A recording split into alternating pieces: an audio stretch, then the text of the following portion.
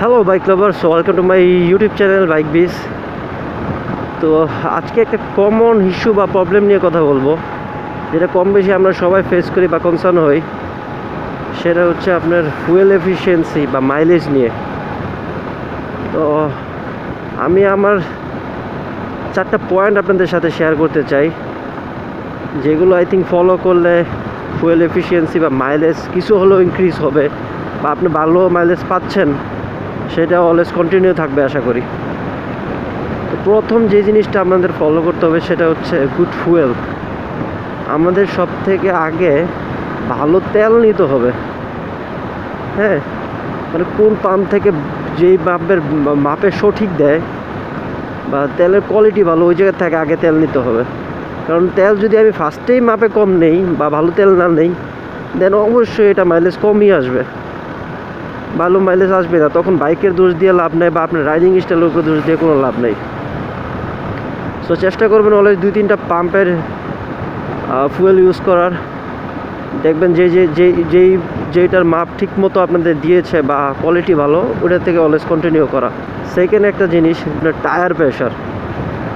তো tyre pressure নিয়ে আমরা অত একটা কনসার্ন না, আমি দেখছি অনেকেই আপনার হাওয়ার দোকানগুলোতে যায়, ওরা একটা ডিফল্টভাবে আপনাকে হাওয়া ভরে দিবে, লাইক 40 সামনে, পিছনে 45, যেটা কখনোই রেকমেন্ডেড না। কারণ বিভিন্ন বাইকের বিভিন্ন টায়ার সাইজ, ওদের প্রেশারও ডিফারেন্ট থাকে। তো এই জিনিসটা একটু খেয়াল রাখবেন। আপনি যখন যেটা বাইকের ম্যানুফ্যাকচারিং করতে বা বাইকের কোম্পানি দিয়ে রেকমেন্ডেড করা আছে, ওই প্রেশারটাই বা ওই পরিমাণ হাওয়াই চাকাতে ঢোকানো ওদের বলবেন।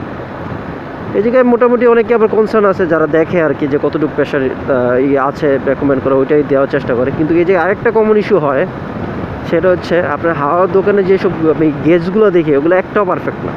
সিম্পলি আপনার 90% দেখবেন পারফেক্ট না। ধরেন আপনি প্রেশার আপনার হাওয়া দিতে বলছেন 35 করে, 35 PSI, ওই জায়গায় শো করছে 35 PSI, কিন্তু ওইটার মিটারে ইরোর ছিল, ওটা আপনার ঢুকছে হয়তো বা ধরেন 25 থেকে 30 PSI গেল। আপনার মনে করেন প্রেশার কমে বা এরকম হয়ে যায়, বেড়েও যায় মাঝে মধ্যে। সো এই জায়গায় আপনার 2 থেকে 3 কিলোমিটার আপনার পার লিটার দেখবেন আপনার মাইলেজ ড্রপ হয়ে যাচ্ছে।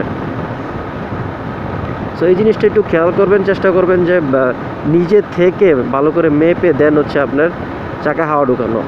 অনেক জায়গায় দেখলাম যে আপনার ডিজিটাল মিটারে আপনার হাওয়া ঢুকানো হয়, ওই সব জায়গায় আপনি একটু দেওয়ার চেষ্টা করবেন। থার্ড পয়েন্ট হচ্ছে আপনার এয়ার ফিল্টার।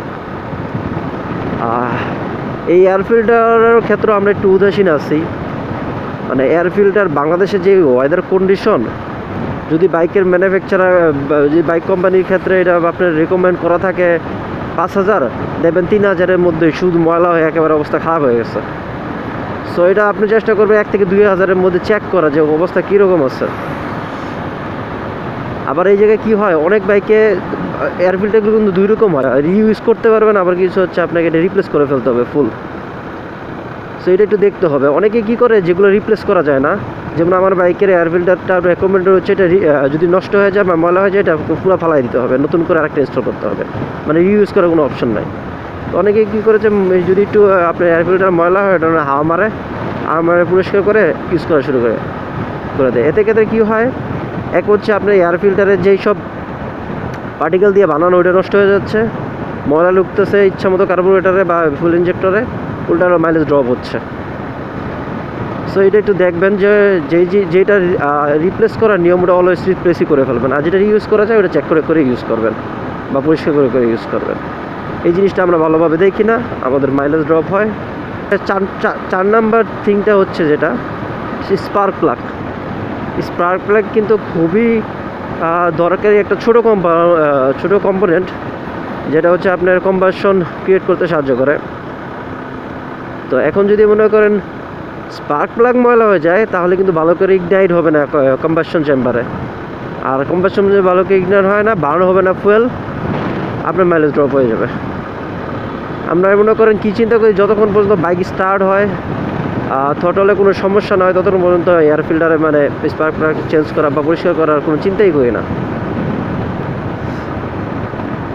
চেষ্টা করবেন যে আপনার কিছু আপনার যখনই সার্ভিস করা তখন এটা চেক করা যে ময়লা আছে কি না। আর এগুলো কিন্তু রেকমেন্ডেড থাকে যে যতই পরিষ্কার থাকুক 2 থেকে 3,000 কিলোমিটার চললে বা 5,000 কোনো বাইকে, কোনো 10,000 কোনো বাইকে, 10,000 থেকে 20,000-ই বেশি থাকে রেঞ্জ। ওর পরে আপনার স্পার্ক প্লাগটা চেঞ্জ করে ফেলা। আমি একটু ফ্রিকুয়েন্টলি চেঞ্জ করি, আমি প্রায় 10,000-এর মধ্যেই চেষ্টা করি এটা চেঞ্জ করে ফেলা। বেশি দাম না তো, এগুলো থাকে 200 থেকে 300, বেশি হলে 400।